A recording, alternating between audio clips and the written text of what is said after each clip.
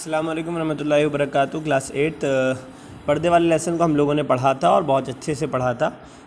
اس کے پڑھنے کے بعد مجھے ضرورت نہیں محسوس ہوئی کہ ایکسرسائز کرنے کی ضرورت ہے، لیکن پھر بھی کچھ کاہلوں اور کم ظرفوں کے لیے میں ایکسرسائز کروا دیتا ہوں، یا جس نے خود سے کیا ہو تو کچھ غلطی ہو تو ری چیک کر سکتا ہے، اس لیے میں اس والے لیسن کی ایکسرسائز آپ کو کروا رہا ہوں۔ سب سے پہلا سوال کوشچن فل ان دا بلینکس ہے، مناسب الفاظ سے خانہ پوری کیجیے۔ پہلا ہے عورت جب گھر سے، یہ پورا آپ کو کاپی میں ہی کرنا ہے۔ عورت جب گھر سے نکلتی ہے تو ڈیش اس کو گھورتا ہے۔ اس میں آپ نے پڑھا تھا شیطان اسے گھورتا ہے، شیطان،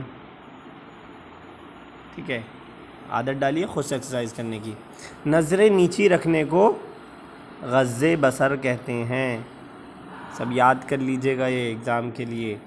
جسم کے اس حصے کو ڈیش کہتے ہیں جس کا ڈھکنا فرض ہے، جسم کے اس حصے کو سطر کہتے ہیں جس کا ڈھکنا فرض ہے۔ اور سیاق و سباق کے ساتھ تشریح کیجیے، ٹھیک ہے۔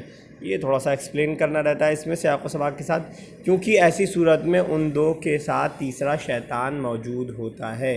یہ والے میں آپ لکھ سکتے ہیں کیونکہ ان دو کے بیچ تیسرا شیطان ہوتا ہے۔ اس کا مطلب یہ ہے کہ اگر مرد و عورت اکیلے میں ہوں تو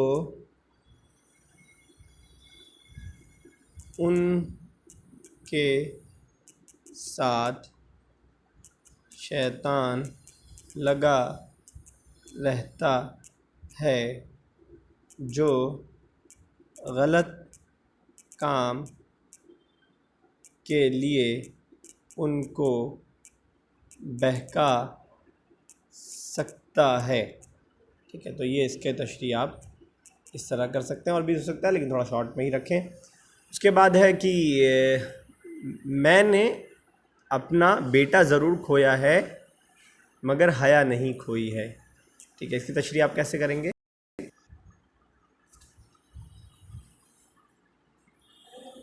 یہ قول ایک صحابیہ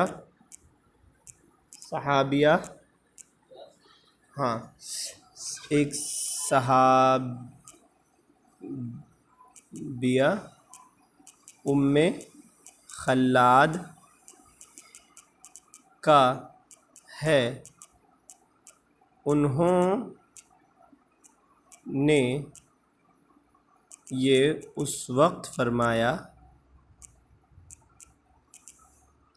جب اپنے بیٹے کی شہادت کے بعد بھی وہ باقاعدہ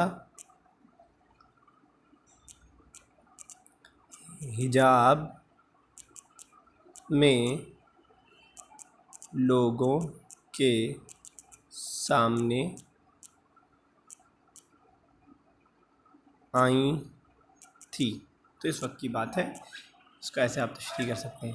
اس کے بعد نیکسٹ آپ وضاحت کر دیں گے۔ اس کے بعد نیکسٹ ہے کیا تم دونوں بھی نابینا ہو؟ کیا تم انہیں نہیں دیکھتی ہو؟ ٹھیک ہے۔ یہ کب کی بات ہے؟ یہ جو جب یہ دونوں بیٹھی ہوئی تھیں، حضرت عائشہ اور ان کی ایک وہ ام سلمہ بیان کرتی ہیں، حضرت ام سلمہ اور میمونہ، ٹھیک ہے۔ اس کا آپ جواب لکھ سکتے ہیں، یہ اس وقت کی بات ہے جب ام سلمہ اور میمونہ رضی اللہ عنہ کو آپ صلی اللہ علیہ وسلم نے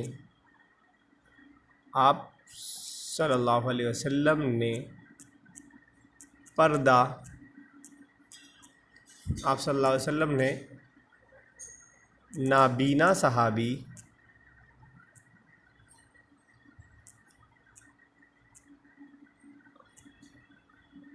عبداللہ ابن ام مکتوم سے پردہ کرنے کا حکم دیا تھا۔ اس وقت کی بات ہے جب ام سلمہ کو اور میمونہ کو آپ صلی اللہ علیہ وسلم نے نابینا صحابی عبداللہ بن ام مکتوم سے پردہ کرنے کا حکم دیا تھا۔ زیادہ تفصیل کی ضرورت نہیں ہے کہ ہم جو ہے انہوں نے ایسا کہا تو ایسے جواب میں کہا، وہ زیادہ لمبا ہو جائے گا۔ اس نے مجھے دیکھ کر جب انا للہ پڑھا تو میری آنکھ کھل گئی۔ ٹھیک ہے، یہ والا فورتھ والا اس کو آپ لکھ سکتے ہیں۔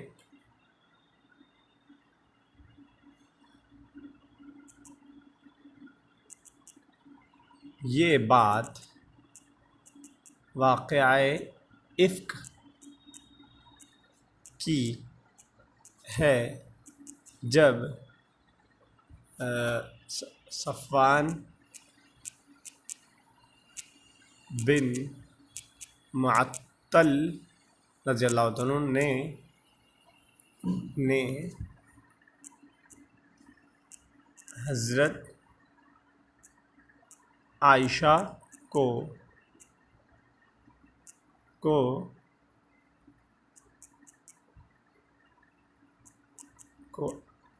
اکیلے دیکھا تھا۔ بہت شارٹ میں لکھوا رہا ہوں میں، حالانکہ بہت تفصیل ہو سکتی ہے اس میں، لیکن میں تھوڑا سا شارٹ میں ہی لکھوا رہا ہوں، شکریہ ادا کر دینا میرا۔ ٹھیک ہے، تو ثابت کیجئے کہ پردہ انسانی فطرت کا تقاضا ہے۔ نیکسٹ سوال ہے تیسرا، ثابت کیجئے کہ انسانی فطرت کا تقاضا۔ یہ بار بار میں کلاس میں پوچھ چکا ہوں، آپ کو ایکسپلین بھی کر چکا ہوں کہ کیسے ثابت کرنا ہے۔ آپ بتا سکتے ہیں کہ انسان ابتدا ہی سے کسی قسم کا لباس اختیار کرتا رہتا ہے تاکہ خاص حصوں کو چھپا سکے۔ ٹھیک ہے، اور اس کے بعد آگے لکھیں گے آپ، حضرت آدم اور حوا کا قصہ بیان کرتے ہوئے اللہ تعالیٰ نے فرمایا کہ پھر جب آدم اور ان کی بیوی کو بہکا دیا تو ان کی شرمگاہیں جو ایک دوسرے سے چھپائی گئی تھیں ان کے سامنے کھل گئیں، پس انہوں نے اس درخت کا مزہ چکھا، اس پر اپنے جسم کے چھپے ہوئے حصے کھل گئے تو وہ اس کو جنت کے پتوں سے ڈھانپنے لگے۔ تو یہ پورا آپ لکھیں گے واقعہ، وہی یہاں سے آپ پورا اتار لیں گے۔ ٹھیک ہے، یہاں سے لکھ کر کے پھر اس کے بعد یہ واقعہ اتار دیں گے۔ تو یہ واقعہ اس بات کا ثبوت ہے کہ انسان کے نیچر کے اندر جو ہے پردہ اللہ تعالیٰ نے رکھا ہے۔ اور مندرجہ ذیل پر نوٹ روشنی ڈالیے۔ گھر سے باہر، عورت کے گھر سے باہر نکلنے کے لیے شرعی حدود۔ ٹھیک ہے، تو شرعی حدود کیا ہو سکتے ہیں وہ آپ بتائیں گے۔ ٹھیک ہے، کیا حدود ہو سکتے ہیں؟ پردے کا اہتمام اصل شرعی حد ہے۔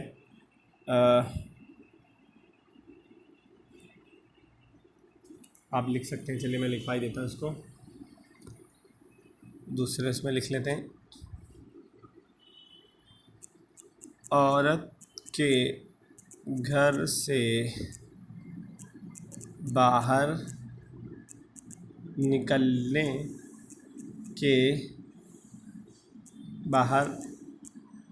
نکلتے وقت درج ذیل حدود کا خیال رکھنا ضروری ہے۔ نمبر 1،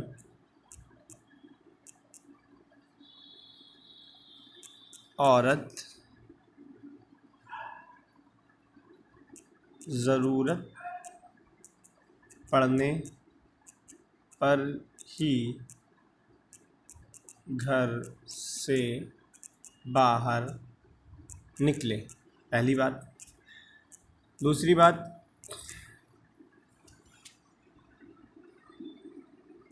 گھر سے باہر نکلتے وقت مکمل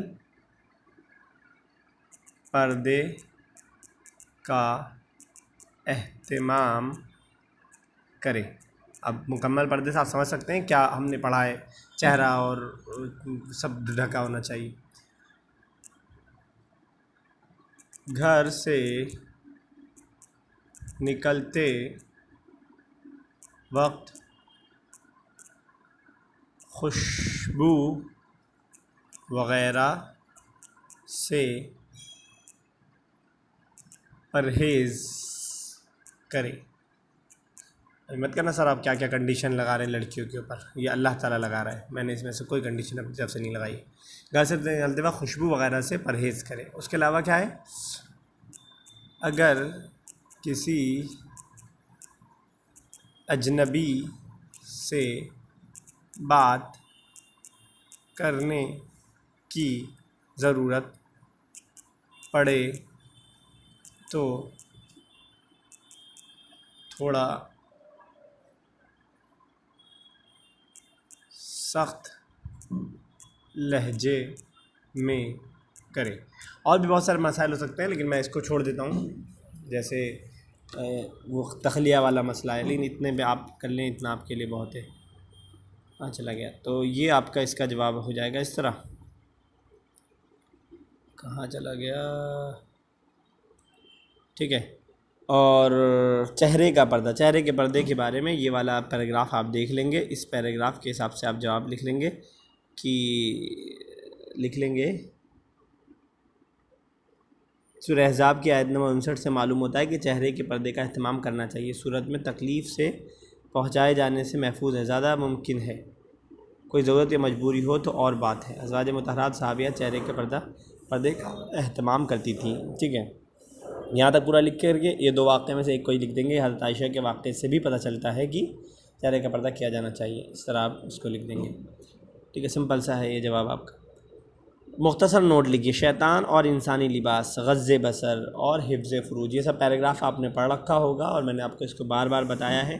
شیطان اور انسانی لباس آپ لکھ سکتے ہیں کہ شیطان انسان کو برہنہ کرنا چاہتا ہے، اس کے کپڑے ہٹانا چاہتا ہے، اور انسان جو ہے اس کو ڈھانکنا چاہتا ہے، ٹھیک ہے۔ تو یہ انسانی اور شیطانی لباس ہو جائے گا آپ کا، اس کو تفصیل سے لکھ دیں گے، نوٹ ہے کیونکہ غض بصر اور حفظ فروج، نگاہیں نیچی کرنے کے بارے میں نے آپ کو بتایا کہ پہلے اللہ تعالیٰ نے عورتوں کو حکم دیا نگاہیں نیچی کرنے کا، اس کے بعد پہلے مردوں کو حکم دیا، اس کے بعد عورتوں کو نگاہیں نیچی کرنے کا حکم دیا ہے اور شرمگاہوں کی حفاظت کرنے کا حکم دیا ہے۔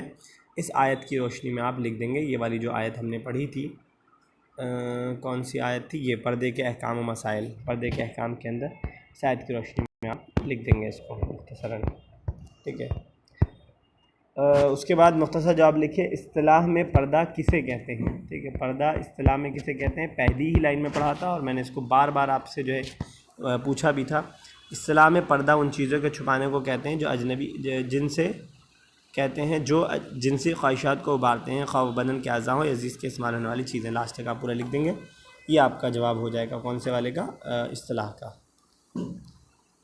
سطر کسے کہتے ہیں، نیکسٹ سوال ہے، یہاں پہ آپ اس میں سے بھی دیکھ کے لکھ سکتے ہیں، جسم کے اس حصے کو سطر کہتے ہیں جس کا ڈھانکنا فرض ہے، یہ والا آپ اس کے جواب میں یہ پورا لکھ سکتے ہیں، ٹھیک ہے۔ اور اس کے بعد ہے نیکسٹ ہے، مرد کے جسم کا کتنا حصہ سطر ہے، میں نے اس کو کئی بار پوچھا تھا آپ سے اور آپ نے بتایا بھی تھا، مرد کے جسم کے ناف سے لے کر کے گھٹنے تک کا حصہ جو ہے سطر ہے، آپ اس کو بک کے اندر بھی دیکھ سکتے ہیں، ٹھیک ہے۔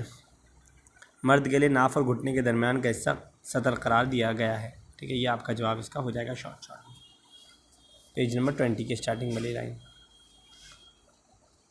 اجنبی عورت پر شہوت کی نگاہ ڈالنے والے کو کیا عذاب ہوگا، ٹھیک ہے۔ اچھا، تو اس کو آپ نے پڑھا تھا، سیسا پگھلا ایسا کر کے کچھ تھا جواب،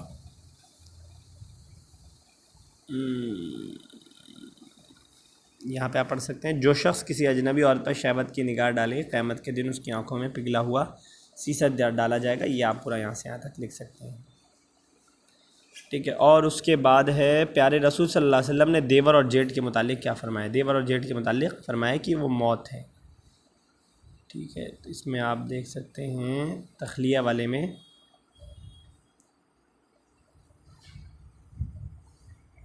آپ صلی اللہ علیہ وسلم نے فرمایا وہ تو موت ہے، آپ دیکھ سکتے ہیں دیور اور جیٹ کے بارے میں فرمایا وہ تو موت ہے، یعنی اس میں سختی زیادہ ہے، تو یہ آپ لکھ سکتے ہیں۔ اجنبی عورت سے مصافحہ کرنا کیسا ہے، اجنبی عورت سے مصافحہ کرنا حرام ہے، ٹھیک ہے۔ لہذا اجنبی عورت سے مصافحہ کرنے سے بچنا چاہیے، ٹھیک ہے، اور خود عورت کو بھی اجنبی مرد سے مصافحہ نہیں کرنا چاہیے، عورتیں خود بھی ہاتھ آگے نہ بڑھائیں۔ تو اس طرح جو ہے یہ ہماری ایکسرسائز ہو گئی ہے، اس کو کر لیجیے گا، اور نہ صرف کریے گا بلکہ اس کو یاد بھی کر لیجیے گا۔